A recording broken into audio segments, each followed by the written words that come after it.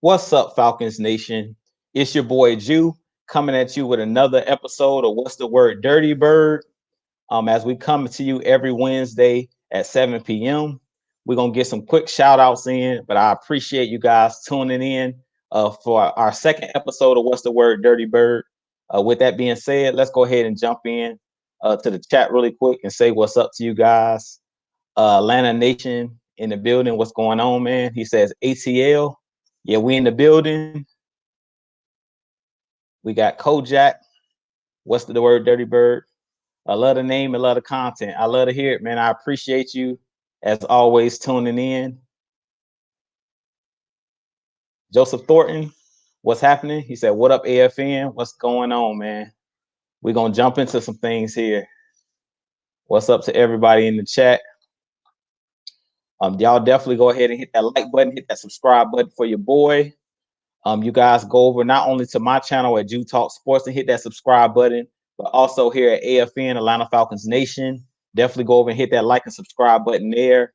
And everybody a part of the crew, Mad Mike Sports, Just K Styles, Miss Maggie T, Twisted Torch TV, J Rock. Y'all go over and hit that like button, subscribe button for the whole crew here at AFN. But with that being said, we're going to jump right into some topics. The nation in the building. He said, what up, Jew? What's going on? We're going to get into some things. What up? What up to everybody in the chat? What up? How y'all Wednesday going? What's up? We're going to jump into some things here. So let's jump into the first topic. We're going to jump into some Atlanta Falcons news real quick. So first off, today in Atlanta Falcons news, Calvin Ridley. He hasn't been at minicamp, mandatory minicamp, and news broke today that Calvin Ridley actually had a foot injury.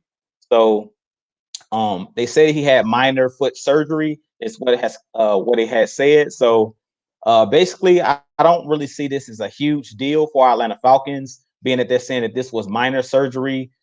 They talked to Arthur Smith today during his press conference. He basically stated that a lot of players are dealing with different things, and he expects Calvin Ridley to be back at some point at training camp, and they're just taking things slow.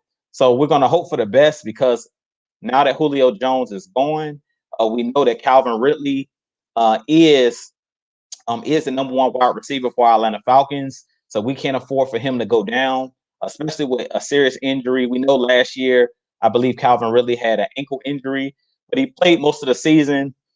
He had a really good season last year, over 1,300 yards receiving, led the team in receiving yards, led the team in touchdowns. So I'm not too concerned until I hear more about this foot injury. And we kind of have to play the wait and see approach when it comes to a foot injury and minor surgery. We just hope that he's healthy come week one of the season. I'm not too worried about Calvin Ridley playing in the preseason, and I'm not too worried about him playing or being at training camp too much. I do expect him to sit out a little bit, but we just hope and cross our fingers, knock on some wood, and hope that Calvin Ridley, is rehabbing and he comes back completely healthy, because we know when Calvin Ridley's on the field and he's 100%, he's definitely one of the best younger receivers in the league. I definitely think he's ready to take on that number one pass catching role for our Atlanta Falcons. But we're going to definitely see what Calvin Ridley can do this year as the number one guy under Arthur Smith in this new scheme. That is one of the concerns that I have with Calvin Ridley, though. If this injury does keep him out of training camp, or if it does keep him out of the preseason games or all of the preseason games, is his timing with Matt Ryan and him under this new scheme, getting comfortable under this new scheme. But I do think that from what they're saying, it's just minor surgery. So it's not something to be too concerned about right now, because we still have about 90-something days, 80-something days to the season kicks off. We have about 2 to 3 months before the season is going to actually kick off. So I expect Calvin Ridley to be there game one against the Philadelphia Eagles. We're just going to have to keep watching this to make sure it doesn't turn into something serious. But at this point, I do think Calvin Ridley, a guy that's looking for a new contract, he's going into that 5th-year option that the Falcons picked up.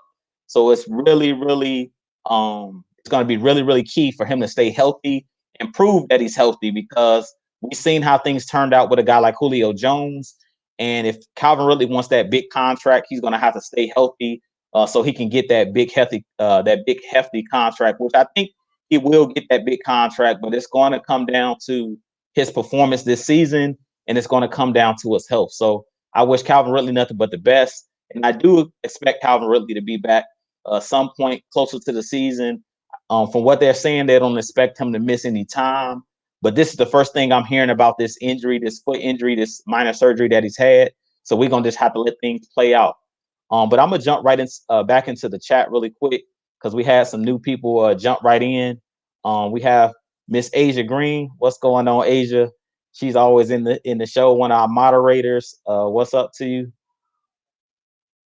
We got Carrie in the building. What's going on, Miss Carrie? Jabari in the building. What's going on, man? Mr. Motivator, what's going on? We got the queen of AFN in the building, Miss Maggie T. What's going on, Miss Maggie? Y'all keep Miss Maggie in prayer. What's going on, Miss Maggie?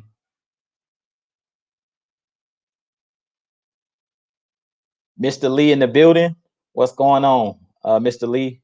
He says, my concern is baby center and baby left guard. Okay. We got my boy Devon in the building. What's going on, Devon? He says, I believe Calvin will be fine before the season starts. He'll be ready and good before then. Yeah, I agree with you. I think Calvin really will be ready to go when it's all said and done. So we're going to jump into another topic, but we got Ezekiel, the king of it. What's going on, man? Miss Carrie, she got a comment here. Let's see. Just saw a headline on NBC Sports saying Tannehill is an upgrade for Matt Ryan. For Julio, what a joke. Did they forget we got Smith, who made Tannehill who he is? And I like this comment right here by Miss Carrie before we jump into the next topic. I completely agree with you. And I kind of want to talk about this really quick before I get into my next topic, because I've really been getting kind of ticked off from what I'm seeing when it comes down to the Atlanta Falcons and why the Atlanta Falcons are hated so much. Prior to Julio Jones being traded and prior to all of the stuff coming out about him and Shannon Sharp on Undisputed with him saying he was out of there, we all thought that we were going to have that three-headed monster of Julio, Calvin Ridley, and Kyle Pitts. We thought we were going to have that three-headed monster going into them, but it turns out, that once all of the information came out about Julio Jones, he stated what he stated on Undisputed. We end up trading him to Tennessee, and what baffles me with this whole situation and why I feel that the media pretty much hates our Atlanta Falcons is we were saying all along when we drafted Kyle Pitts that we had an explosive offense, that we were going to be one of the best offenses in the league, and that we possibly would be playoff contenders. And I was saying even maybe Super Bowl contenders. And a lot of people laughed at that. Even the media, they basically were stating that they didn't think our Atlanta Falcons were going to have a good season this year. I think they had us down to only win about 7 to 8 games this season. But soon as Julio Jones is traded to a team like Tennessee, which I really feel like this was a lateral move for a guy like Julio Jones, I don't feel that Tennessee necessarily is an upgrade over our Atlanta Falcons. If you look at our teams, they're very similar, and both of us have high-powered offenses. If you look at the Tennessee Titans, now they have a three-headed monster with Ryan Tannehill, Julio Jones, A.J. Brown, and King Henry in the backfield. So it would have been a lot similar to our Atlanta Falcons offense with Matt Ryan, Julio, Calvin Ridley, and Kyle Pitts. And that's the reason that I thought our Atlanta Falcons were going to be Super Bowl contenders, or why our Atlanta Falcons would make a deep playoff run. But what's funny to me is when Julio was on the Falcons and we drafted Kyle Pitts, a lot of the media was saying that they didn't think the Atlanta Falcons were going to have a good season. Basically, they wanted us to take a quarterback in the draft. And now that Julio Jones is on another team with the Tennessee Titans, everybody's picking the Titans and saying the Titans are going to be Super Bowl contenders and make a deep playoff push. So it just goes to show you that the media just doesn't like our Atlanta Falcons. Kerry made a good point by saying, and I've been saying the same exact thing. Colin Cowherd put on Twitter. He had, I actually retweeted it on Twitter where he was talking about he really feels that Julio Jones going over to the Tennessee Titans doesn't make them one of the Super Bowl contenders, basically, because he talked about the other great teams over in the AFC and how stacked the AFC is. If you look at the teams like the Kansas City Chiefs, if you look at the Pittsburgh Steelers, if you look at the Baltimore Ravens, if you look at the Buffalo Bills, who made it to the AFC Championship game last year, the New England Patriots is a team that retooled in the offseason and added a lot of pieces. It's a lot of teams in the AFC that's going to give Tennessee a hard time if they make it to the playoffs, and they're going to give them a run for their money. So I really think that Tennessee is a lot similar to our Atlanta Falcons because both of us have great offenses, but neither of us have good defenses. Last year, Tennessee's defense wasn't good. And last year, our Atlanta Falcons defense was atrocious. So I really look at the Atlanta Falcons and the Tennessee Titans as similar teams. I'm not too sure of the Tennessee Titans offensive coordinator now that Arthur Smith has left.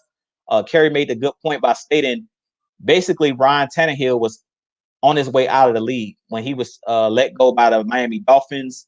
He was the backup for Marcus Mariota originally in Tennessee, and Arthur Smith was the main reason he got a new contract. He basically resurrected Ryan Tannehill's career 2 years ago, and Ryan Tannehill ended up winning the Offensive Player of the Year. So I definitely don't believe that Ryan Tannehill is a better quarterback than the Matt Ryan.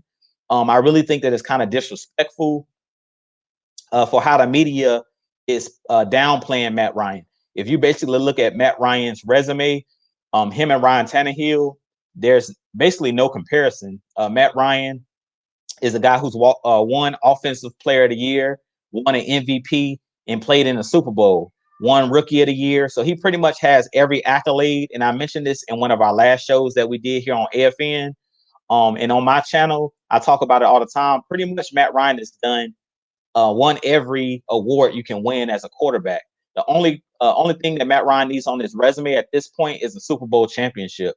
But comparing him and Ryan Tannehill, to me, Matt Ryan is in a whole nother stratosphere when it comes to those two players. I do think that Ryan Tannehill is a solid quarterback. I do think that he's in the middle tier, maybe a top 10 quarterback in the league. And he's on the uptick, but I don't think that he's on Matt Ryan's level at this point. Matt Ryan has been in the league for 13 seasons. He's a wildly veteran, a guy who's been around, and I put Matt Ryan in that elite category with the Tom Brady's, with the Drew Breeses, because Matt Ryan has played against these guys and beaten a lot of these guys under pressure situations in the playoffs. A lot of people don't talk about Matt Ryan has beaten Aaron Rodgers. He beat Aaron Rodgers in the NFC Championship game in 2016. Matt Ryan has beat the Seattle Seahawks. He beat that Legion of Boom team in 2012. And then he turned around and beat the Legion of Boom team again in 2016 before they blew that team up. So Matt Ryan has pretty much done everything that you can pretty much ask of a quarterback at this point. So I definitely think that was a good statement that you made, Kerry. And with Julio Jones leaving, I really feel like Julio Jones just made a lateral move. I don't believe that the move that he made was an upgrade over our Atlanta Falcons. Personally, I think that the Atlanta Falcons was a better fit for a guy like Julio Jones because Matt Ryan is, to me, a better quarterback than Ryan Tannehill. And I feel like Calvin Ridley and Kyle Pitts are better than the weapons that are around him in Tennessee. Other than King Henry, I really think that in every other position, I would take a Calvin Ridley over AJ Brown, and I'm definitely taking Kyle Pitts and Hayden Hurst over Fisker, who's the tight end over there in Tennessee. So with that being said, I'm gonna jump into some more of you guys' comments really quick. Let's see here. So we got Jack King in the building. What's Jack King saying? He says Ryan needs a better O-line, and that's a great point. Matt Ryan definitely needs a great O-line. Needs that protection. In 2016, we seen when Matt Ryan was protected, and anytime he's been here in Atlanta, when he's been protected with a good offensive line and a solid running game, Matt Ryan is deadly. when he has a running game and when he has an offensive line. He's just that much better. Even without an offensive line, he religiously throws for 4,000 yards a season. Even when he's had poor offensive lines, even when he's getting sacked 30 and 40 times a season, he's still putting up big numbers.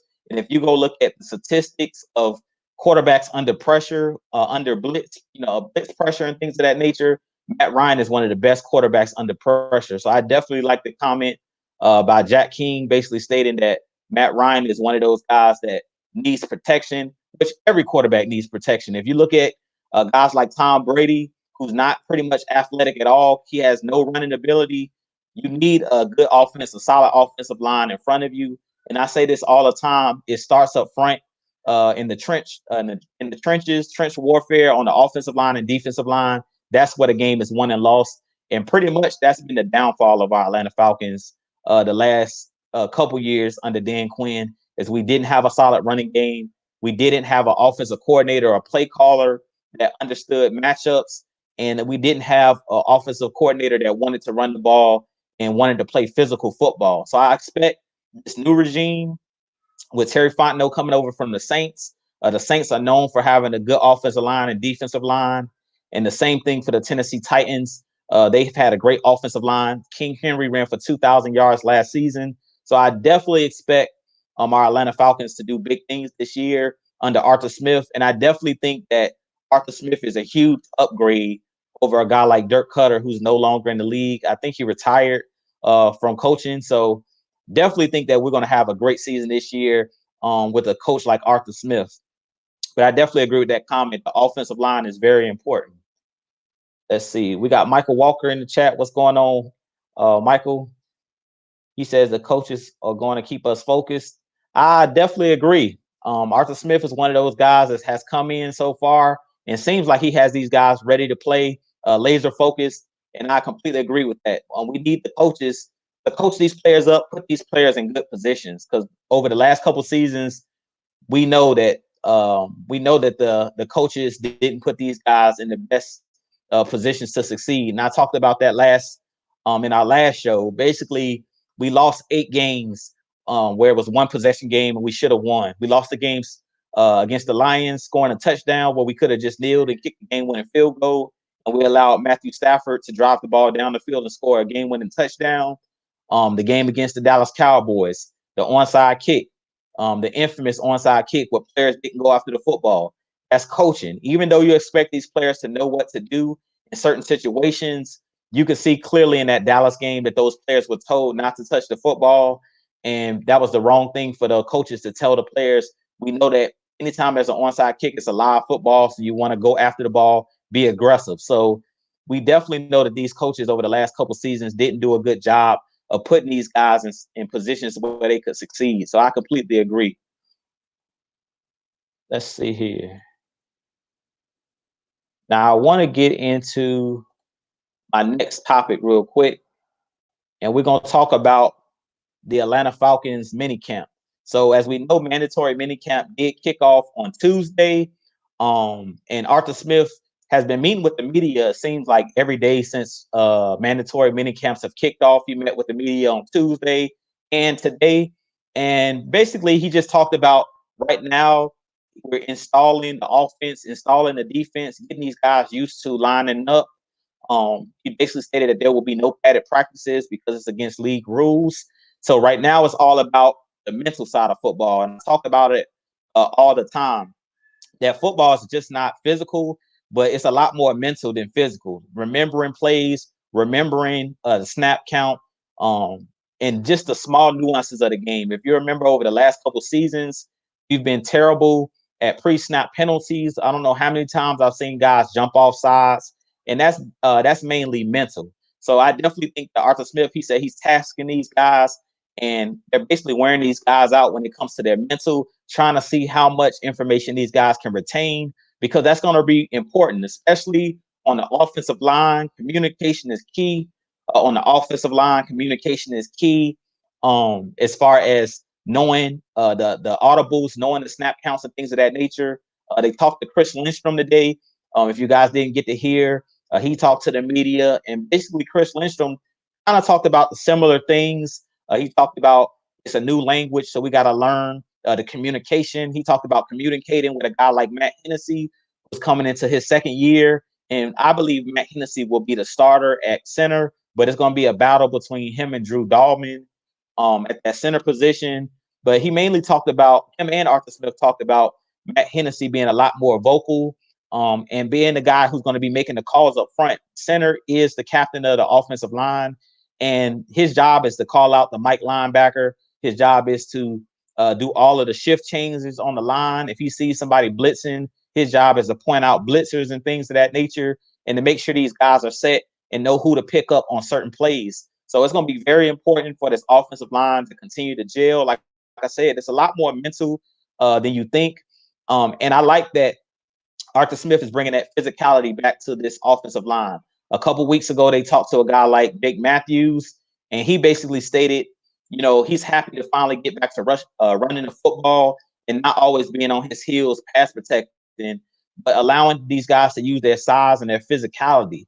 Another thing that I think that we have to keep an eye on, because it's going to be a lot of battles on that offensive line, is Jake Matthews. Jake Matthews is Jalen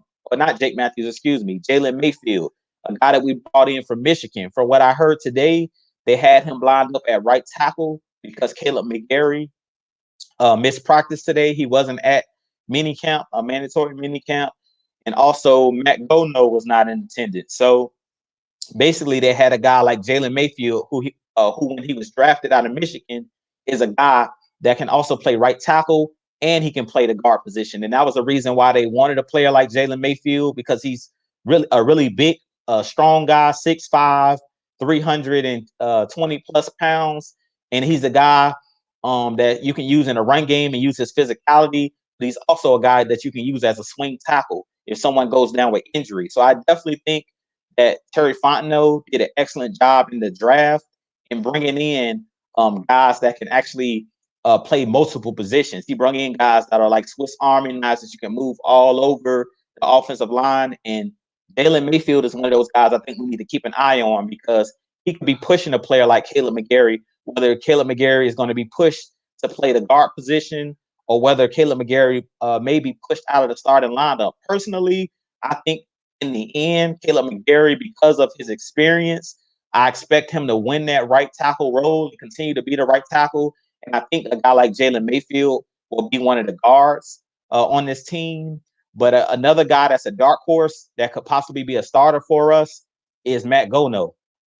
He's a guy that me and K Styles love on the offensive line. If you remember last season, when Matt Gono was placed in the starting lineup, mainly it was due to injury.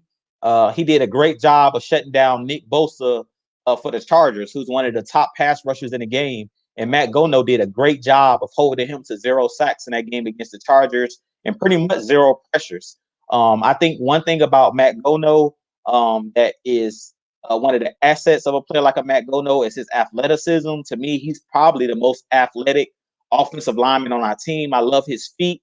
If you watch the way that he plays the game, he plays with great physicality.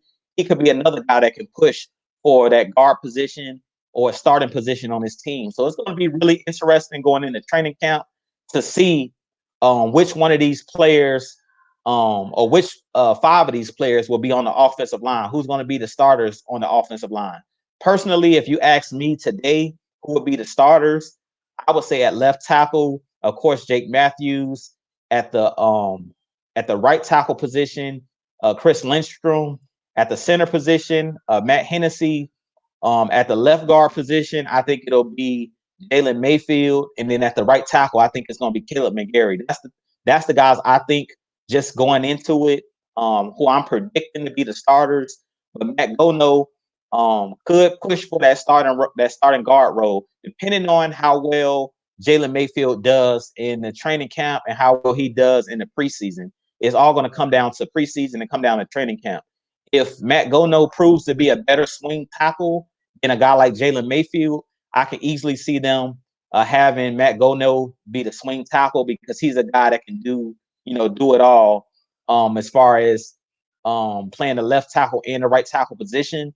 But if Jalen Mayfield holds his own, they could, put Matt Gono in there at that left guard position and have a guy like Jalen Mayfield be that backup swing tackle. But you always want to have a solid swing tackle because you never know what the NFL injuries are going to happen at some point.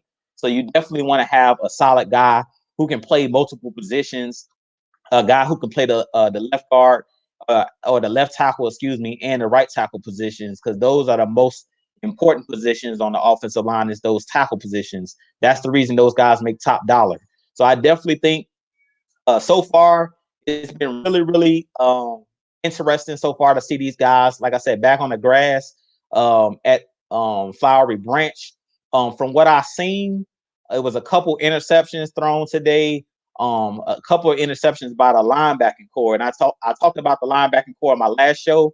I really expect the linebacking core this year to show out. Afoye Aluakan had a pick today. I seen in the little clip that they showed of training camp, and I believe Michael Walker, who's coming into his second year, he's another guy that had an interception today at camp. So I'm really expecting these guys to cause turnovers. I'm really expecting some big things, as I told you guys, out of this defense, especially on that second level. Like I said, I think we have the best linebacking unit in the NFL, and I really think that these guys are going to be really successful. Now, another guy that's been missing from minicamp is Dion Jones. They said that Dion Jones has something going on off the field. Arthur Smith didn't disclose what's going on with a guy like Dion Jones, but they did state that Dion Jones is one of those guys that's been missing has been missing from minicamp as well. And we know Dion Jones is the captain of this defense and definitely a playmaker on this defense and one of the lightning rods for our team. So I really expect some huge things from Dion Jones and from this linebacking core. But I was excited to see these guys out there making plays. Even Matt Ryan, he looked pretty good. He looked like he had some zip on the football, other than what has been coming out in the media. It showed him make a nice throw to Frank Darby. They've showed a lot of clips of Frank Darby. He looks like he's a guy that's getting comfortable in camp.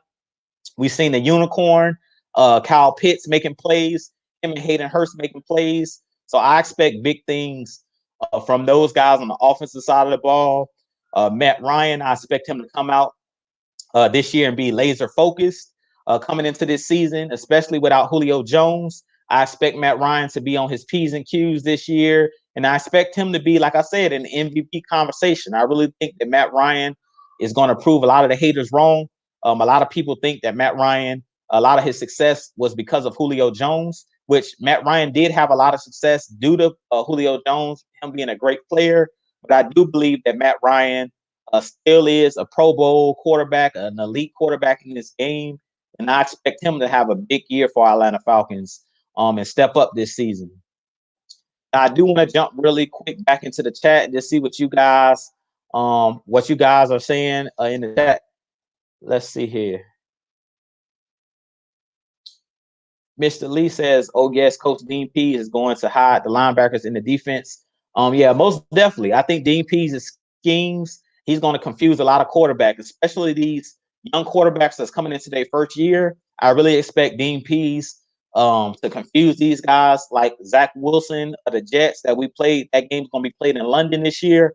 I expect Dean Pease and his defense is going to be licking their chops to play against a lot of these quarterbacks, especially these young guys who's not familiar and hasn't had a lot of tape on our Atlanta Falcons. The speed of our Atlanta Falcons, I think that the speed of this defense is really going to shine in this Dean Pease defense.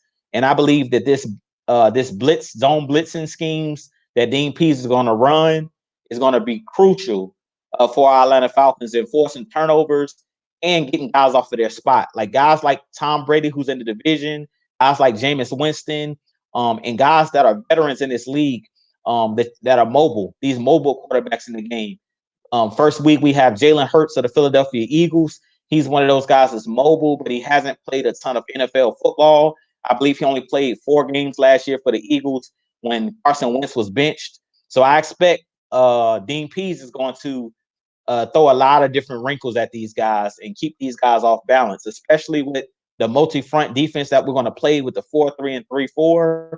I really think that Dean Pease is going to be able to hide these linebackers, hide the blitzers that's coming, disguising different things, guys acting like they're coming on blitzes and dropping back into coverage. guys that look like they're dropping back into coverage all of a sudden coming on a cat blitz, whether it's a corner or a safety coming in, off the edge, kind of like Brian Poole and kind of like we used last year with Dion Jones and Keanu Neal later on in the season.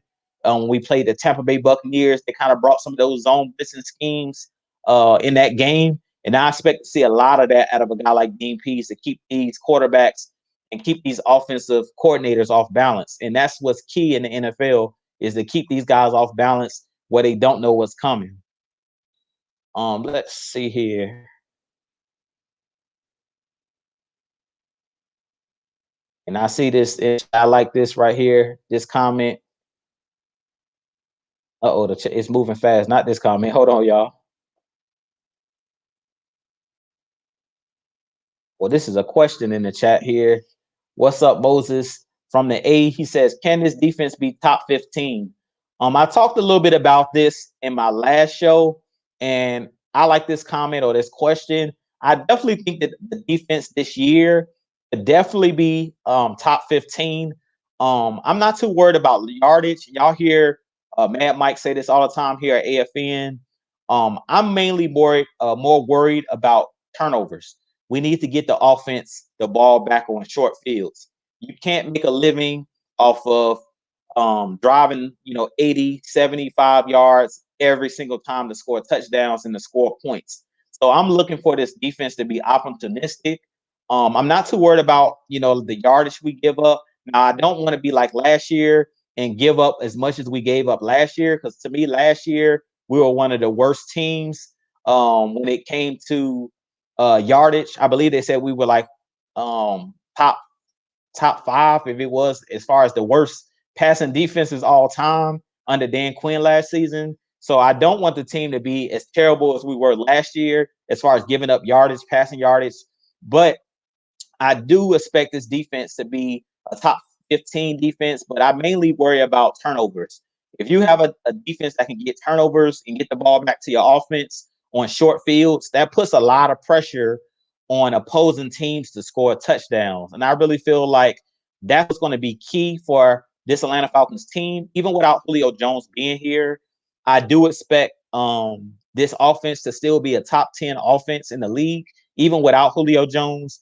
And I think that this team strength, our team strength is still the offense, even without Julio Jones here, with guys like Matt Ryan, Kyle Pitts, Mike Davis in the backfield, Hayden Hurst, Russell Gage, Alameda Zaccheaus, all of these guys that we have, Christian Blake. I mean, the list goes on of how many great offensive players. Cordell Patterson is another person that it was a Cordell Patterson sighting at minicamp. All of these explosive weapons, Jalen, not Jalen Hawkins, but the kid that we drafted, the rookie running back out of Louisville, Hawkins, like those guys are really explosive. So I expect this offense to be the strong point of our team. And if you remember, I always go back to the 2016 team because that was a team that got to the Super Bowl and got hot at the right time. If you have an opportunistic defense, in that year, I believe in yardage allowed, we were like the 27th or 28th defense on the team in the league at the time. So you don't have to have a great defense when it comes to yardage.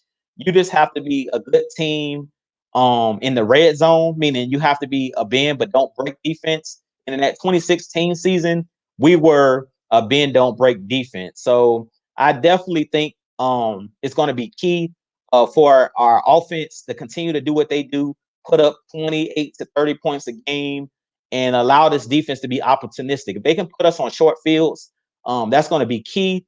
Also, ground and pound, run the ball with the four-headed monster in the backfield or that three-headed monster. Continue to hand the ball off, and that'll keep the time of possession. That'll keep the defense off the field, which is the weaker side of our team at this point.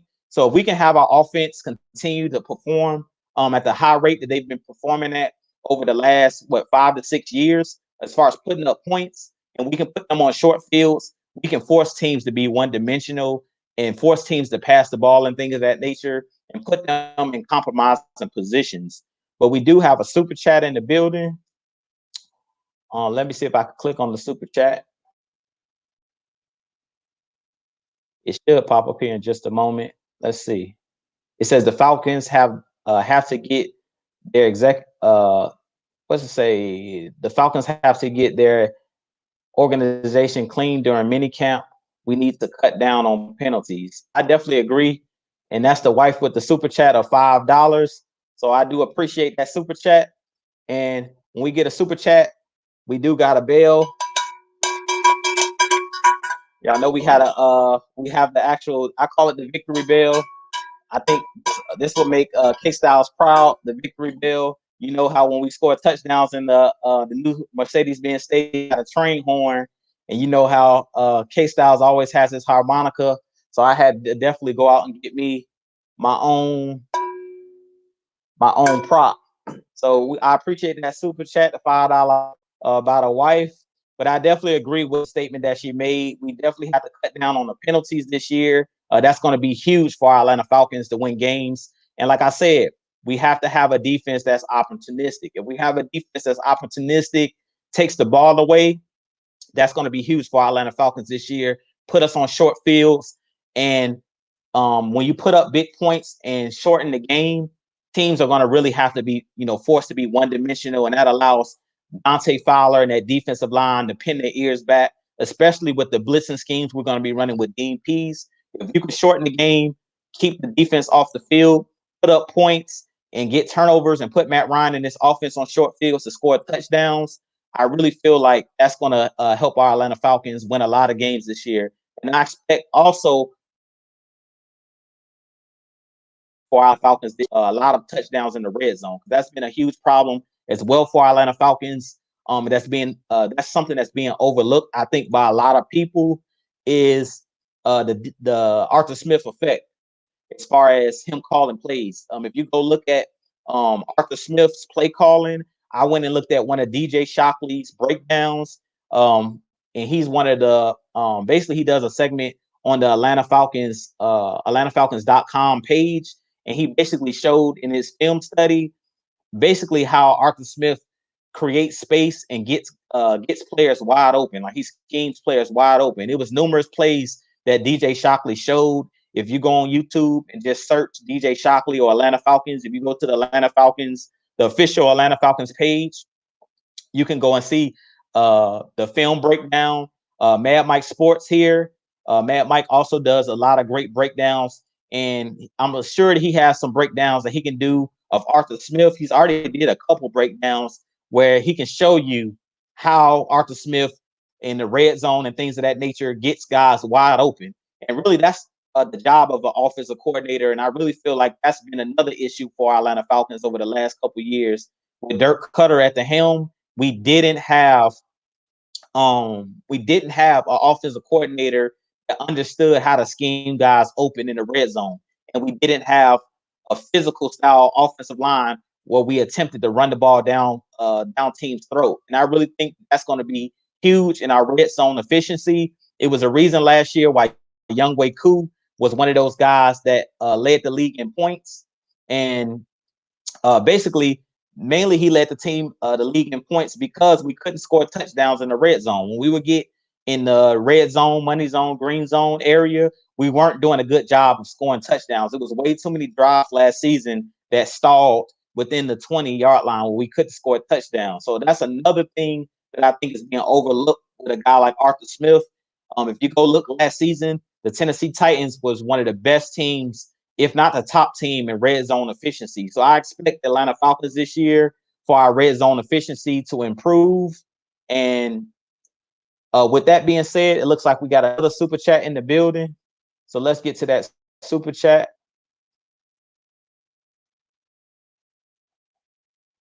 Let's see here.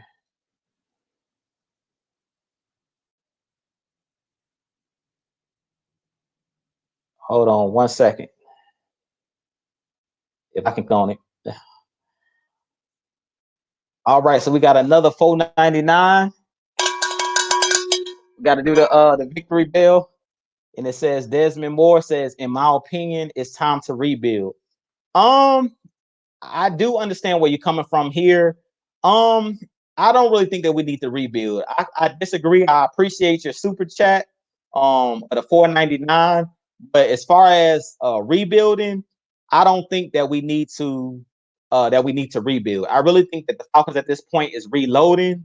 Um, and when I say reloading, even though we let go of Julio Jones, we still have a ton of weapons on this team. As long as you have a quality quarterback, an elite quarterback in this game, as you know, without a quarterback, it's hard to win in this league. If you don't have a good quarterback, especially the way the rules are today, where defenses can't pin their ears back like the 2000 Ravens and the 85 Bears, it's hard to win a Super Bowl with a bad quarterback, but just a great defense. Prime example is the Chicago Bears. The Chicago Bears always have a great defense. They've had great defenses for years, but they've only won one Super Bowl, and that was in 1985.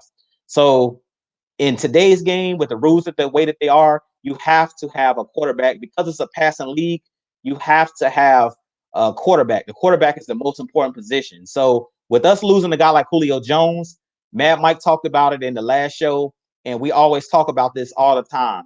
You can replace production. Julio Jones production can be replaced. You can't replace Julio Jones as a talent, as an individual, but you can replace a guy like Julio Jones when it comes to the numbers. We can, between Kyle Pitts, Hayden Hurst, Alameda Zaccheaus, Frank Darby, and these guys, Calvin Ridley, we can replace the Julio Jones production. And if we just look at last season, Julio Jones missed 7 games, I believe, 7 or 8 games last season, and our team was still one of the top teams in the league as far as offensive passing yards. So even without a guy like Julio Jones last season, passing the ball wasn't the problem. Having enough receivers wasn't the problem last year. Guys like Russell Gage, guys like Kyle Pitts that we have now, Hayden Hurst, these guys were underused last year. To me, Hayden Hurst should have been a guy that at least had 800 receiving yards or at least 700 receiving yards or more. But he ended up, I believe he ended the season with only like either 500 or 600 receiving yards. But he should have had a lot more receiving yards last season with Julio Jones being out those 7 games. Mainly, it was just the schemes, the routes that he was running, those hook routes and those basic route concepts that Dirk Cutter was running pretty much hamstringed or prevented our offense from being as explosive as it could have been. I expect this offense to be a lot more explosive under a guy like Arthur Smith because his imagination is a lot better. Like he knows how to scheme guys open. He's really good at running different schemes, play action passes. He's good at mixing up the wildcat, jet sweeps. We're gonna see all kind of stuff. If you remember in Tennessee, they ran wildcat with King Henry. So we're gonna see a ton of different things out of this offense. If you remember a couple shows ago, I believe this was a Saturday show that Red Clay Sports did. It was Mad Mike Sports and Twisted Torch TV. Y'all definitely go hit up my boy Twisted Torch. He talked about us possibly running a 2 running back set. I can even see us running a wildcat where you have Cordell Patterson as the quarterback, and you have Hawkins on one side of him and Quadre Olison on one side of him, or Quadre Olison on one side of him and Mike Davis in the backfield with him, and he can either hand the ball off or Cordell Patterson can keep the ball and run with the football. So I'm expecting Arthur Smith to shock a lot of people with the way that he's going to scheme up these plays. I expect us to be a lot more explosive, and I really think that this is going to be huge this year for our Atlanta Falcons as far as opening up the playbook. To me, last year the playbook was very vanilla. Too many 7-step drops where Matt Ryan's holding on to the football too long because guys weren't open. We really didn't have a lot of plays where he can dump the ball off to a running back or dump the ball off onto like a bubble screen. Pretty much that whole screen game and bubble screen game was eliminated for some reason last year. We didn't see it until the end of the year. They used Todd Gurley on a swing pass. I think that was against either the Kansas City Chiefs, I believe is when I seen it, where Todd Gurley had a nice like 15-yard reception on a swing pass or a wheel route. I'm expecting to see a lot of that out of a guy like Arthur Smith because he understands spacing. He understands how to put players in good positions and good matchups. And I expect Kyle Pitts and Hayden Hurst to have a field day in the middle of the field against linebackers. And then when teams try to, cover those guys by bringing in multiple corners and safeties and taking their linebackers out of the game, that's when you have a chance to audible and run the football with Mike Davis and run it down teams' throats when they take out their physical linebackers that can actually come downhill and stop the run. I really feel like our offense is going to be so explosive in the middle of the field that it's going to be hard for them to cover guys like Hayden Hurst and Kyle Pitts. Those guys are very hard to cover as far as linebackers and safeties because of their size and their speed. They're great athletes, and I really think that those guys are going to be the guys that's going to take up that production. I really feel like Kyle Pitts and Hayden Hurst, to me, are going to be the second and third option behind a guy like Calvin Ridley. I think a guy like Russell Gage, he's going to be a guy that's going to be used a little bit more on the outside. And you guys go check out Mad Mike Sports. He did a quick little film breakdown where he showed that Russell Gage is just not a slot guy, but he's a guy that runs great routes. Russell Gage has really developed into a great route runner, and he's a guy that you can use on the outside as well. We can't forget a guy like Kyle Pitts.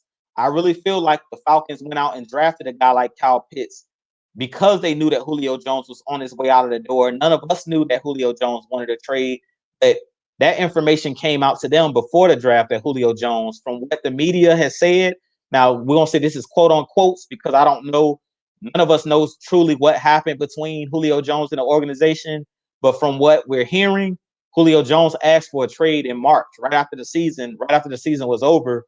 He basically demanded a trade. So I really believe they brought in a guy like Kyle Pitts to kind of replace a guy like Julio Jones. So don't be surprised if you see Kyle Pitts lined up a lot outside as well, because he's a guy like a Calvin Johnson. He's another Megatron type guy who can run, all the routes on the route tree.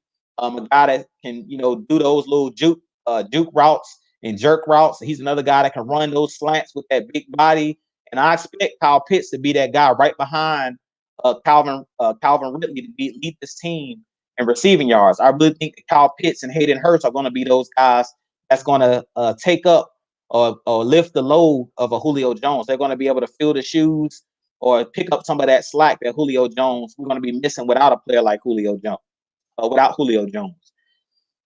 But with that being said, we're going to get into some more of your comments and as well as take you guys questions as well. So I'm going to open it up for Q&A at this point of the show. So if you have some questions, definitely drop those questions in the chat. I love to answer your questions. And I want to just see what you guys have been talking about in the chat, because I know I've been kind of rambling. And shout out to the boy K Styles. I did see K Styles in the chat earlier. I was kind of rambling. There he goes, Just Styles, man. Y'all go check out Just K Styles. Hit that like, hit that subscribe button. He does a great job as well on his show on Monday nights, Kicking It with K Styles. So you guys definitely jump over there and hit that like button and the subscribe button as well. Let's see what you guys are talking about in the chat. Prove It says we had some touch football tackling last year. I think he's trying to say that we weren't good at tackling last year. Yeah, last year was not a good season for our defense. But you guys keep those questions coming. And I see Miss Maggie T in the chat as well. What's going on, Miss Maggie? Let's see what William Amy has to say.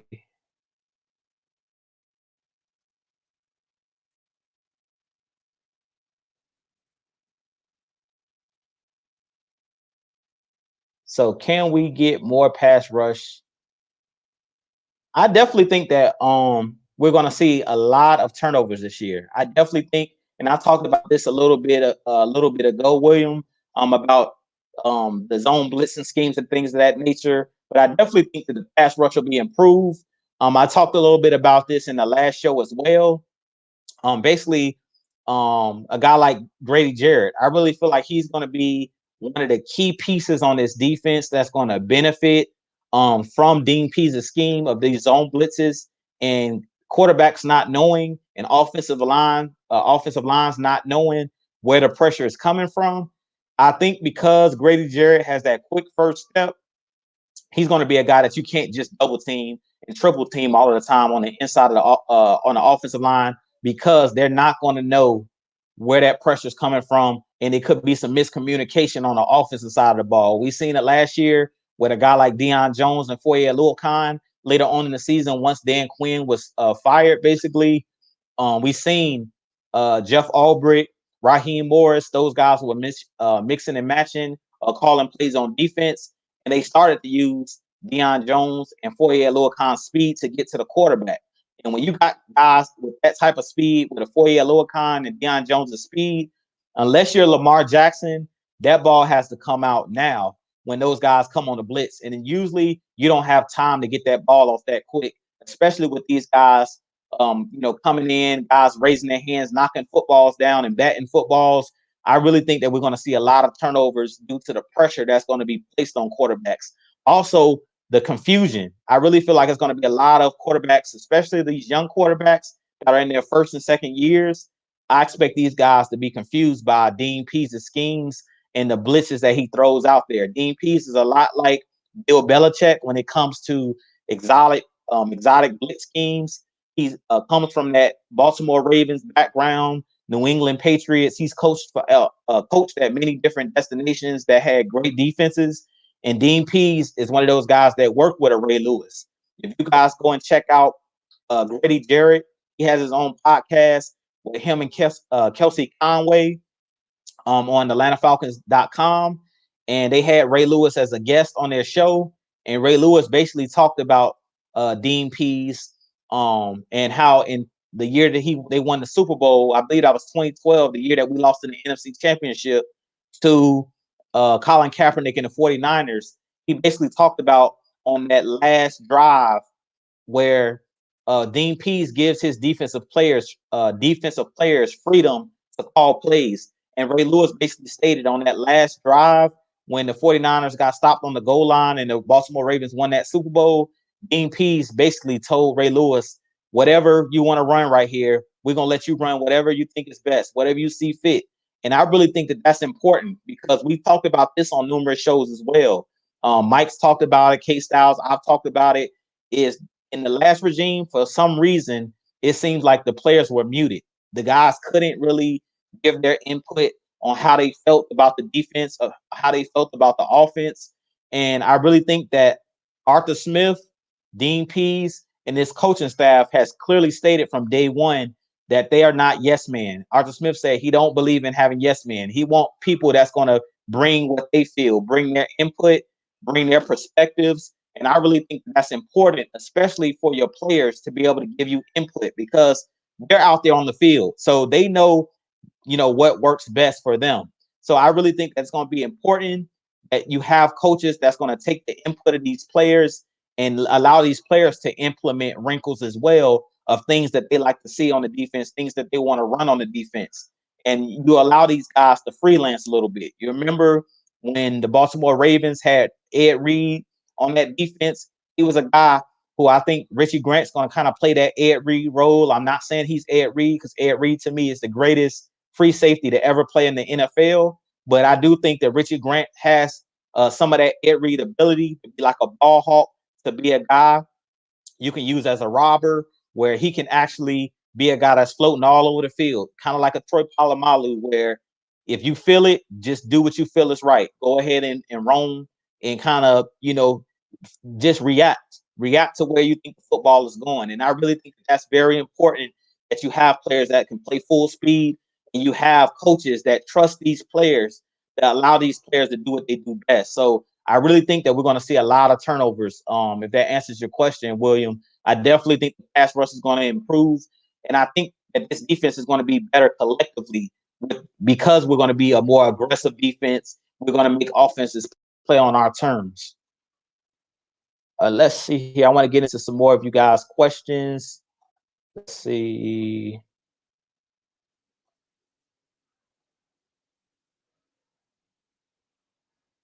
So Ultra Shadow 97 says, Utah Sports, we have yet to beat Tom Brady, and I think we can beat him. You think this year will finally be the year we beat him? I definitely think that this year is the year that we beat Tom Brady.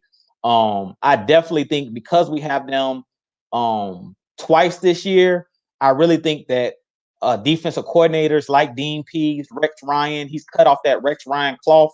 Those type of coaches give Tom Brady fits. Defenses that blitz give Tom Brady fits because he's not a quarterback that's mobile. So Tom Brady is a guy that wants to get the ball out fast, and I really think that us bringing pressure, especially right up the A gaps in the middle of the field, where Tom Brady likes to step up in the pocket. He's a lot like Matt Ryan when it comes to being able to step up in the pocket. He's a traditional style quarterback that wants to be able to step into his throws, and having guys blitzing, right up the gut and blitzing from all over the place. Tom Brady is not a guy that can escape the blitz. So I do think that this is the year that we can give Tom Brady fits. If you remember, I go back to that Baltimore Ravens defense I was just talking about. They were a team that gave Tom Brady trouble in the playoffs. If you go back, maybe I'll say 5, 6, 7, 8 years ago, they beat, I believe, New England 2 or 3 times. If you go back to those days when they had Ray Rice running the football, Joe Flacco and that team, they upset Tom Brady a couple times in the playoffs in Foxborough because Ray Lewis was one of those guys that was just as cerebral as a guy like Tom Brady. He understood film study. He understood what Tom Brady wanted to do, and it was a chess match. Anytime the New England Patriots and the Baltimore Ravens met up, Ray Lewis and Tom Brady were playing a game of chess. Also, if you remember T Sizzle, Terrell Suggs coming off that edge, he hated Tom Brady's guts. He was a guy on that defense that gave Tom Brady fits. Haloti Nada, coming right up right up that 8 gap as I talked about, gave Tom Brady fits because they always had those big players at that defensive tackle position that could put pressure on Tom Brady right up the middle, not allow him to step into those throws. And they had great linebackers, great safeties, and just a great defense as a whole. They had playmakers, but they always had defensive coordinators like Dean Pease, guys that were aggressive. Even the defensive coordinator that they have right now is a very aggressive defensive coordinator. All of those guys are cut off the Rex Ryan, Bill Belichick cloth. So I really think that Tom Brady is going to be in for it this year. I really think that this Falcons team can upset the Tampa Bay Buccaneers. Really, what it's going to come down to is being able to put up points, because when you face the Buccaneers, because of how many explosive players they have, between Antonio Brown, Godwin, Mike Evans, Gronkowski, and then they have a load of a whole stable of running backs between and I believe they picked up this year Giovanni Bernard out of free agency, but they still also have Leonard Fournette. They're loaded on both sides of the or all over their offense, but on both sides of the ball, the Buccaneers are a loaded team. On their defense, they have one of the best defenses in the league. So I really think that it's going to be a dogfight. I do think that the Buccaneers are the team to beat in our division at this point, because they did win the Super Bowl last year, and they won. Or they actually didn't win the division last year. I believe the Saints won the division, but being that they're the Super Bowl champs, I definitely think that they're going to be a team to beat. We all know that the Saints and the Panthers are kind of in a rebuild mode. I think when we talk about the Falcons, those two teams in our division, I think, are the teams that are kind of in a rebuild situation because of their cap situation. The Saints had a worse cap situation than we had, so they had to cut a lot of their impact players. Trey Hendrickson, who led their team in sacks last year, he went to play with Cincinnati in free agency. They lost Janoris Jackrabbit Jenkins at the corner position. And then they're trying to re-sign Lattimore, who's their cornerback, their top cornerback. But I believe they had to kind of franchise tag him or something like that because they didn't have the money, or they tried to kind of restructure his contract until they can work out a huge deal for him. But they lost a lot of guys on that defense and on that offense. They lost Drew Brees, of course. They lost Emmanuel Sanders on the offensive side of the ball at wide receiver. So the Saints were in a really, really bad cap situation. On their side of the ball, the main guy you have to really worry about with the Saints is Alvin Kamara. If you can hold Alvin Kamara down, which we have the Alvin Kamara stopper and a guy like Dion Jones, I really don't think that we will have too much to worry about when it comes to the Saints. Now, a team that I think will improve this year is the Carolina Panthers. I think that they're a team that's kind of coming on this year, and they could be a team to watch. I could see the Saints being finishing last in our division because of the quarterback situation and because the Carolina Panthers are a team that's coming on with their new head coach last year, Matt Rule, who's a great offensive mind himself coming over from Temple University, and then them getting Sam Darnold to play that quarterback position. I'm not a fan of Sam Darnold. I don't believe Sam Darnold is the answer for them, but I do believe he's an upgrade over Teddy Bridgewater because of his arm strength and his ability to throw the ball down the field. And I do believe they have play callers there that are just like Arthur Smith when it comes to being multifaceted. They have a young offensive coordinator that they brought in from LSU a couple years ago, and he's a guy that understands mismatches as well. And then on the defensive side of the ball, the Carolina Panthers had done a great job of bringing in that defense. Jeremy Chin is a guy at that safety / linebacker position that I really like on their team. Their defensive end, I forget his name. He came in from the Florida State Seminoles a couple years ago, but he's another guy. That defensive end that they have, I can't think of his name right now. I think his name is Brian Burns. He's a guy that I really like as well, and I think that he's a guy that could be a Pro Bowler in the next couple years. And then they have that big nose tackle from my Auburn Tigers that they drafted last year. So with those guys, Derek Brown at that defensive tackle position, and them continuing to build on the defensive side of the ball, I really think that the Panthers could take a leap this year, and they could be a team that pushes the Saints to the bottom of the division this year.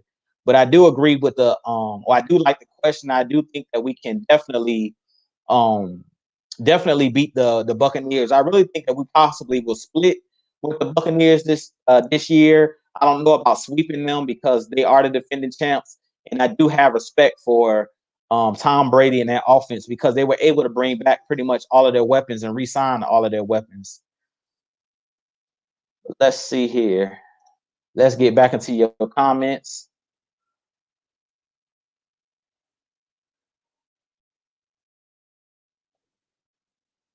All right. Let's see. So Jamari Williams says, Jew, how do you think Hayden Hurst will fit in Arthur Smith's offensive scheme? I think that Hayden Hurst will be a guy similar to Kyle Pitts. I expect Hayden Hurst and Kyle Pitts to have big seasons this year because he loves to run those double tight end sets with a guy like Arthur Smith. I really can see those guys eating up the middle of the field. Like you don't have anybody that can really match up with a guy like Hayden Hurst. You don't have a guy that can match up one-on-one with a guy like Kyle Pitts in the middle of the field because of their size, their speed, and them going up the seams and things of that nature. I really could see them being Hayden Hurst being having a very, very good season. I could really see him being a guy that can have anywhere between say 600 and 800 receiving yards between him and Kyle Pitts. One of those guys is going to end up being the guy that eats the most. It just depends on how defensive coordinators decide to guard these guys because they're going to have to double team. They're possibly going to double team a guy like Kyle Pitts, which is going to create the one-on-one matchups for guys like Hayden Hurst. So Hayden Hurst may end up having more touchdowns or having more receiving yards than a guy like Kyle Pitts because I really think after Kyle Pitts has a 100-yard game or has a big game, after that, teams are going to panic and teams are going to try to shut him down. So, I definitely think that a guy like Hayden Hurst is going to benefit hugely from a guy like Arthur Smith because Arthur Smith loves tight ends. If you go look at last year, guys like Jonnu Smith had the best season of his career last year. Him and Fisker was the guys that were used a lot. I believe that Jonnu Smith was the guy that had, I think he was like second behind A.J. Brown in receiving yards, if I'm not mistaken, for the Tennessee Titans last year. So I definitely think that because Arthur Smith believes in physical football, believes in running the football, and everything predicated off the run and that play action, I can see Hayden Hurst and a guy like Kyle Pitts being like the number 2 option. A guy whose numbers may go down a little bit this year will be Russell Gage because I think that Calvin Ridley, Hayden Hurst, and Kyle Pitts. I think those are going to be the guys that's going to be the staples of this offense. And then I think everyone else will be brought in on different situations. Like guys like Zacchaeus, he's going to be brought in on certain situations to take the top off the defense or to come in and do a jet sweep really quick or come in and catch a quick bubble screen. He's not going to be a guy that's going to be seen on the field unless injuries, unless we have an injury or something like that. I don't expect guys like Christian Blake and Zacchaeus to get a whole lot of snaps. I think the staples of this offense is going to be that running game between the Hawkins and Davis in the backfield and Cordell Patterson. Between those three, that three-headed monster, and then between Calvin Ridley, Hayden Hurst, and Kyle Pitts, I think that those guys are going to be the main staples of the offense when it comes to passing the ball down the field. We'll see a couple explosive plays, probably, like I said, from Zacchaeus and Frank Darby. But other than that, I think that Hayden Hurst is going to have a big season. He's going to have a lot better season than he had last year with a guy like Dirk Cutter, who didn't believe in passing the ball to tight ends. But that was a great question, Jabari. Carrie says, Drew, did you see Bleedy Ray sign with the Raiders today? Also, is it September 12th yet? I know, ready for the season to start to see the look of our new team. I completely agree. And I like this comment, Carrie. I did see my man Bleedy Way Wilson. You guys know that I'm a huge Bleedy Way Wilson fan. He should have got more snaps last year when he was here with our Falcons, because it seemed like every time he got on the field, something good happened. Either he came down with an interception or he was a reason that our team had a crucial stop. He got the game-winning interception last year against the Panthers. He came in and got an interception against the Chicago Bears before they benched Mitch Trubisky and brought in Nick Foles, who ended up coming back to beat us in that game. But I did see that Bleedy Way signed with the Raiders, Las Vegas Raiders. So that's also some Atlanta Falcons news for you guys. If you didn't see, I believe he signed like a one-year deal with the Las Vegas Raiders. We wish him happy trails. But he was one of my favorite unsung heroes of our Atlanta Falcons. One of those guys that wasn't a household name, but he was a guy when he came in, he got his opportunities. He was a playmaker. So I definitely think Bleedy Way is going to do well with the Raiders. They have a veteran coach over there, John Gruden, and Mike Mayock, who's their GM. And I think that they're going to definitely put Bleedy Way on the field, whether it's just in special teams or maybe as their nickel corner. But I definitely think that Bleedy Way is going to have impact.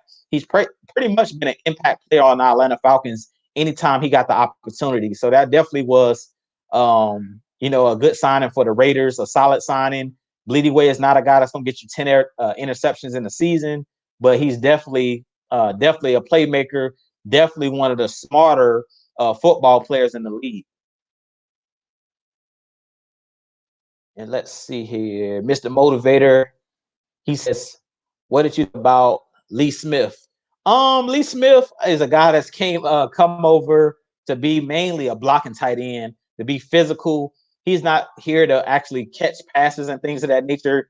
Could I see the Falcons sneaking him out for a pass or a touchdown this season in the red zone? Sure, where he may act like he's blocking and then sneak out of the backfield or something like that and catch a touchdown, sneak behind the linebackers. I definitely can see Lee Smith possibly getting like 2 or 3 touchdowns this year where he may get a sneak touchdown in there. But he mainly was brought over to bring that nastiness to this offense. He's a guy that's kind of like an extra offensive lineman. They're going to use him to block, use him to be a veteran in the locker room. He's a guy that's going to help these young guys like Kyle Pitts, also help Hayden Hurst, because Hayden Hurst is a guy that's been in the league, I think, about 3 or 4 years. But Lee Smith is a guy I believe that been in the league like 10 years. So he's a guy that has a ton of experience. He talked about wanting to play for Matt Ryan and wanting to keep guys away from Matt Ryan as far as blocking. So I can see Lee Smith being one of those guys that's mainly just here to be an enforcer. I don't think that Lee Smith, will see a ton of playing time as far as going out for passes. He even said that in his media session when they talked to him. He had his interview. He basically said, I'm not here to catch passes. I'm here to, protect Matt Ryan, make sure Matt Ryan stays upright.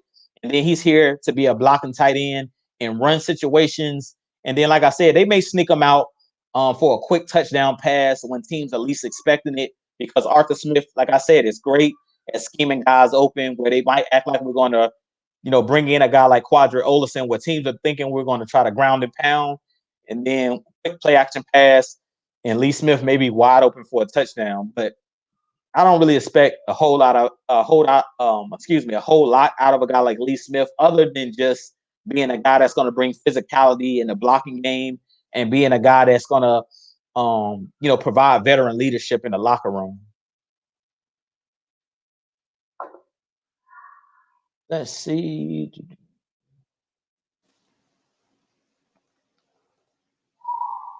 We have another question here, and it says, "How you think Cordero Patterson will perform?"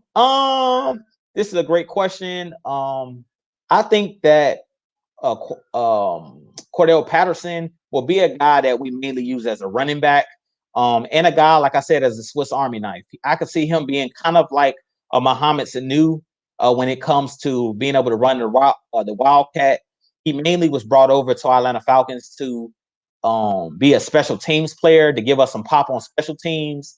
And I definitely think that a guy like Cordero Patterson is a guy who's been able to score touchdowns on kickoff returns. I believe Matt Mike called him Baby Hester. He's a guy I think that's either leads the league currently. He leads the league in touchdowns, kickoff returns, return for touchdowns. So he's a guy that's very dangerous on kickoff returns, very dangerous in punt return situations. And he's also dangerous if you just hand him the football or give him the football out in space, whether it's on a quick wheel route or whether it's him lining up in the slot. He's a guy that you can use on jet sweeps and things of that nature. And he's a guy that's also a veteran, been around the league, played for the Patriots, played for the Bears, started out with the Minnesota Vikings. But he's a guy that I seen today that was at minicamp. They showed him actually in the backfield as a running back. And on our depth chart, he's listed as a running back. So I think Cordell Patterson is going to be a part of that 3 to 4 headed monster. Davis, Mike Davis, Javian Hawkins, Quadri Olison, and Cordell Patterson. I think that's going to be the 4-headed monster. I think all 4 of those guys will make the roster. And I think from game to game, depending on who the matchup is, we're going to see, all of those guys. I think that they're going to do a lot better job this year with our coaching staff, or not just relying on the starter running back. Because last season we seen guys like Quadri Olison didn't get an opportunity. Guys like Brian Hill didn't get a ton of opportunities. Those guys were mainly on the bench. Most of the snaps was given to Todd Gurley. And then later on in the season, they elevated Ito Smith. So this year, I think that they're going to do a lot better job of getting all of these guys involved and putting these guys in positions to succeed. Like if you have a guy like Cordell Patterson or Javian Hawkins, throw these guys a quick screen, run those outside zone runs, and, run toss plays with these guys that have the ability to take the ball, take it to the house from the outside where they have space. Guys like Mike Davis, give that ball to him and allow him to run between the teeth of the defense. The same thing with a guy like Quadri Olison. I think they're going to put these guys in positions where they can succeed and where these guys can actually do what they do best. But that is a great question. I think Cordell Patterson is going to have an impact. I think his biggest impact on this Atlanta Falcons team this year will be felt on special teams. Because if you remember that over the last couple of seasons, we haven't been good on the special teams as far as returns. We had a lot of guys that just were fair catching a lot. We had Justin Hardy here over the last couple of years. He was a guy that was fair catching the ball a lot. When we had Brandon Powell, I believe his name is, last year, he was a guy that was also doing a lot of fair catches and wasn't looking to return the ball. Where you have a guy like Cordell Patterson, he's extremely aggressive. He's a guy that will return the ball, out of his own end zone and take it to the house. So I definitely think that it's going to be important to have a guy like Cordell Patterson on this special teams that can flip the field. As I talked about earlier, you don't want to have to drive 80, 70 plus yards every single time, 12 play, 15 play, 14 play drives. You need explosive plays to make the quarterback's job a lot easier and to make the offense's job a lot easier. So if we can get the ball, a good return and maybe return it to the other side of the field on the opposite side of the 50, that's going to be really important for Atlanta Falcons is when it comes to field position, winning the field position battle, because that's something we didn't do a good job of last season as well. All right, we have another question here. Jamari says, Jude, do you want Darby or Russell to be the second wide receiver? I want the guy who performs the best. Whoever performs the best, I'm like Arthur Smith. I don't play favoritism. Personally, I think that Russell Gage is going to beat out a guy like Frank Darby just because of his experience. Russell Gage, if you remember when he came in, let me get a quick drink of water. Hold on. Okay. So, excuse me. I believe that Frank Darby is a lot like a Russell Gage when Russell Gage came in early on. If you go and look at the first couple seasons that Russell Gage was on the team, he was a guy mainly that was used as a special teamer. Um, he wasn't a guy that was mainly used as a wide receiver. He didn't get his opportunity as a wide receiver until Muhammad Sanu was let go. Once Muhammad Sanu was let go, Russell Gage kind of spread his wings and was able to benefit from getting more snaps, but he was a guy that needed to develop. And I think the same thing with Frank Darby. He's going to be a guy that's going to be used like Alameda Zaccheaus, who I talked about a little bit ago. I think that Darby's going to be a guy that's going to be inserted in special teams to be like a gunner. And then I could see him being the guy who could possibly earn snaps, a few snaps here and there, if he's giving somebody a breather that comes off the field, or if a player gets injured, because guys get injured, have injuries all the time, whether they have to come off the field because they have a hard hit and they possibly have a concussion or something like that. You may see a guy like Frank Darby thrown on the field for a couple plays, but I don't expect Darby to beat out a guy like Russell Gage for the number 2 wide receiver spot. I think at this point, Russell Gage has polished his skill set as far as being able to run routes and things of that nature. Because I think Russell Gage is in his 3rd or 4th season with our team at this point, so he's been a guy who came out of LSU and kind of has had a chance to develop under Julio Jones, under Calvin Ridley. So I don't see any of these young guys necessarily taking Russell Gage's position. If anybody's going to take some of the wide receiver snaps away from Russell Gage, it's going to be Kyle Pitts and Hayden Hurst. Those are the guys that's going to actually limit a guy like Russell Gage. I don't really think it's going to be a guy like Frank Darby. I do think Frank Darby is going to get playing time. He's just not going to see a ton of playing time, as much playing time as I think you guys think he's going to see. All right.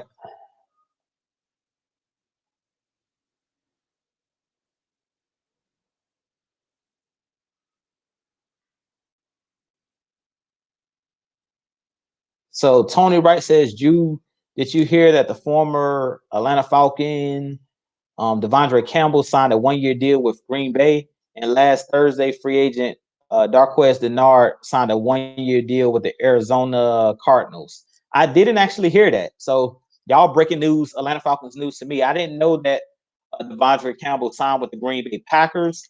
I do think that this is a good move for a team like Green Bay because they have struggled with finding guys that can actually cover as linebacker. They didn't have good coverage linebackers, and they really didn't have good linebackers at all since they lost guys like AJ Hawk and Clay Matthews, who was mainly an outside linebacker, a guy that was used to blitz and things of that nature.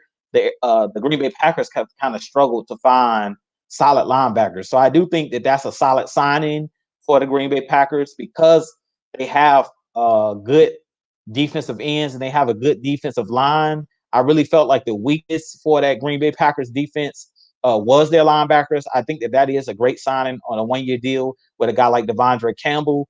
As long as they know how to use Devondre Campbell. Devondre Campbell is not a guy you want to put in coverage a whole lot. He's a guy that you want to let play downhill and play physical in the running game. So he's a great linebacker at stopping the run. He's not the best linebacker in coverage, but I definitely think he's an upgrade over the linebackers that they've had the last couple of years there in Green Bay. As far as Darquez Dennard, he's a guy that I wanted the Falcons to bring back, but I know we had a tight salary cap situation, and I think us bringing in Fabian Monroe, who's the corner out of Washington that we brought in on that 1-year deal, I definitely think that he's a guy that's going to be a guy that can really come in and take the spot of a guy like Darqueze Dennard. I do think that Darqueze Dennard, though, had a solid season for our Falcons. If you remember in that game against the Chicago Bears, he had a great interception going up against a guy like Allen Robinson, who's one of the better wide receivers in the game that doesn't get a lot of credit there for the Chicago Bears.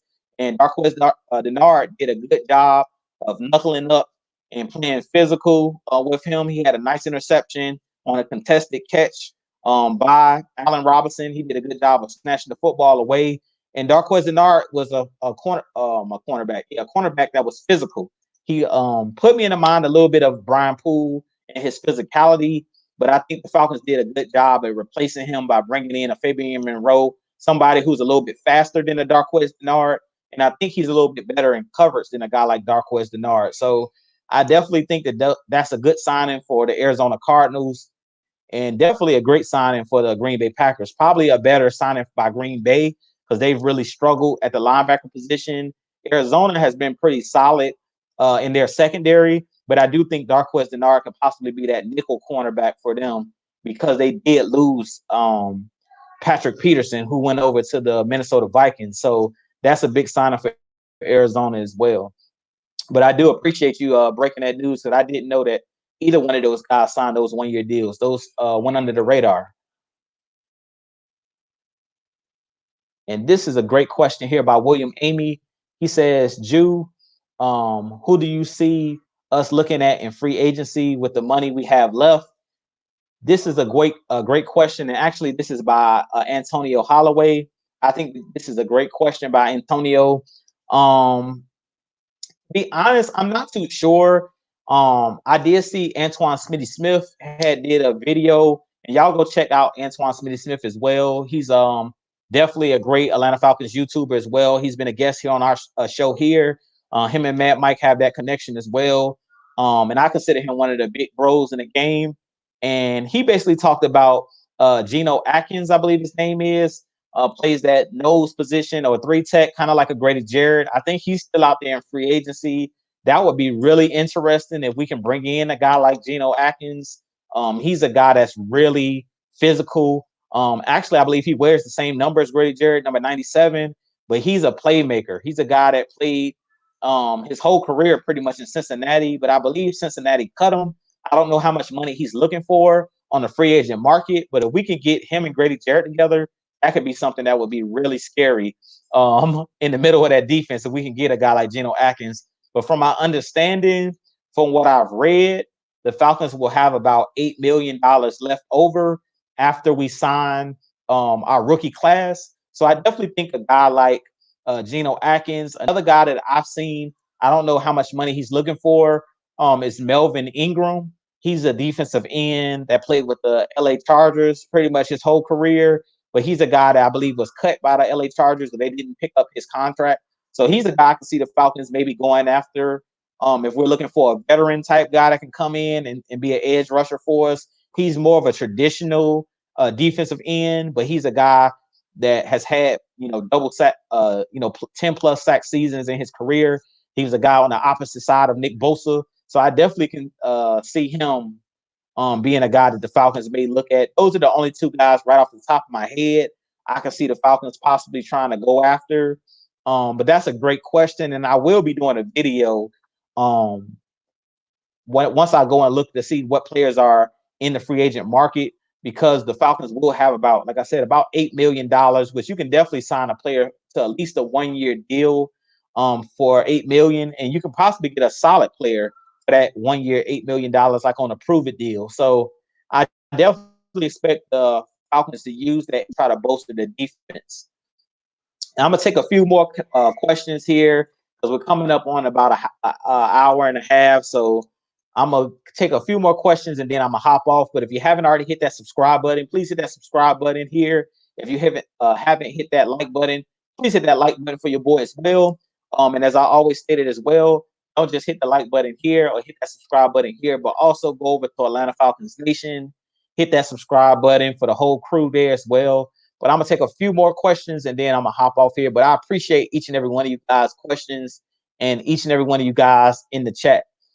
Tony Wright, he says, What are your thoughts on us possibly signing a veteran D tackle Geno Atkins, free agent Jarrell Casey? Yeah, and I just talked about Geno Atkins. Now Jarrell Casey, he's a guy that has some familiarity with a guy like Arthur Smith because he was there in Tennessee. So maybe that connection somehow, some way, Arthur Smith can reach out to his agent or reach out to Jarrell Casey. Maybe he wants to play for his former one of the former coaches on the team, even though Arthur Smith was coaching the offense. They were in that same, locker room. So I'm assuming they have some type of familiarity with each other, and maybe they have some type of relationship where maybe Jarrell Casey, wants to come over to Atlanta and play for one of the former coaches of the Tennessee Titans. Who knows at this point? But I definitely think that Jarrell Casey will also be a solid signing for our team. You guys know I love the big uglies, the guys in the, up front. Everything starts and the game is won right there in the trenches. So if we can bring in somebody to bolster this defensive line, it would be great. Another guy that's out there that I wanted to mention as well is I believe Justin Houston, who's been a great defensive end over his career with the Kansas City Chiefs, and I believe he played with the Indianapolis Colts last year. He's a guy that still has a little bit left in the tank. He could be another guy that the Falcons look at if they're looking for a veteran pass rusher. He's another guy. I believe he has over 100 sacks in his career. If not, he's really close. So he's definitely one of the best defensive ends or best pass rushers in this generation. Is a guy like Justin Houston. I believe Justin Houston played at the University of Georgia, if I'm not mistaken. So maybe he wants to come home and play in front of his hometown fans. Maybe he wants to come and be a part of our Atlanta Falcons, kind of like how we did with Bruce Irvin a couple years ago when we brought him in towards the end of the season. Maybe a guy like Justin Houston is a guy that wants to come over and be a defensive end for our Atlanta Falcons. But with that being said, I'm gonna take maybe two more questions, and then I'm gonna hop off here. Let's see here. Two.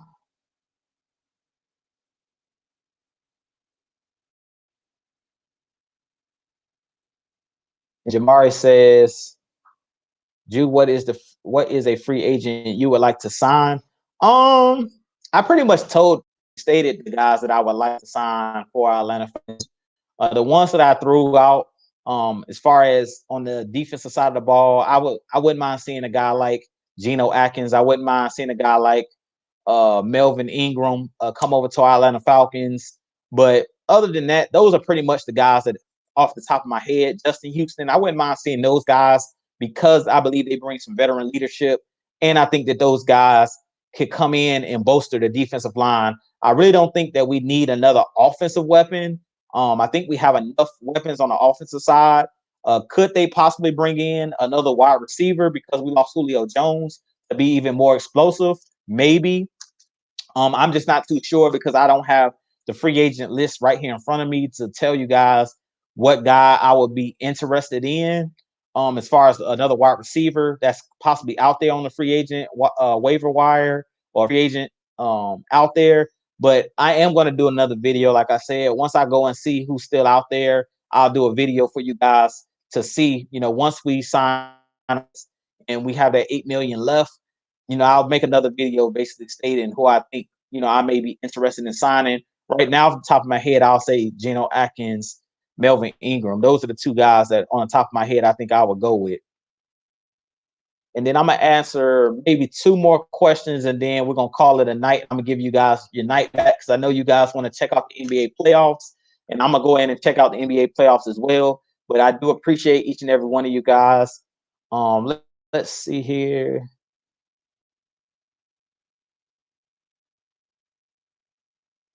This is an interesting question from Jerome. He says, "Do you think we wait for a surprise cut before we sign a free agent?" That may be a smart idea. Maybe not go after one of these guys that are still a free agent, that aren't still free agents or on the free agent market. Maybe we wait to the camp, training camp is close to being over, where teams have to cut down to their 53-man roster. And maybe it's a gym that we can sign, right after the cut or place. That could be something that our Falcons do, and that may be the smartest move because maybe there's a player that we are targeting, but we're just waiting to see if those guys make the team. That definitely would be a smart strategy. Maybe we just wait and see, but who knows? I don't know what Terry Fontenot and these guys are thinking at this point, especially from what went down with Julio Jones and things of that nature. Maybe they had all along a player that they've been targeting that's a free agent, didn't have money to sign them. So maybe they sign somebody right away. Once we get all of the rookies signed, they may go after a guy. They may have a guy that we've already targeted. But at this point, we're just gonna have to wait and see. I'm not too sure of what direction we're gonna go in. And let's see. I'm gonna do one more question here.